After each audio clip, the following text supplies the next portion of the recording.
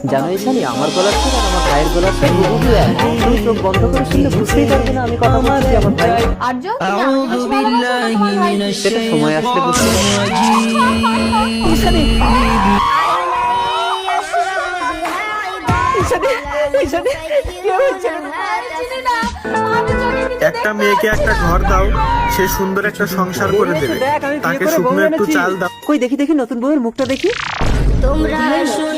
ও চোখে দেখে না, ভীষণ অসহায়, তাই আমি ওকে বিয়ে করেছি। কেন, তোর ওকে পছন্দ হয়নি?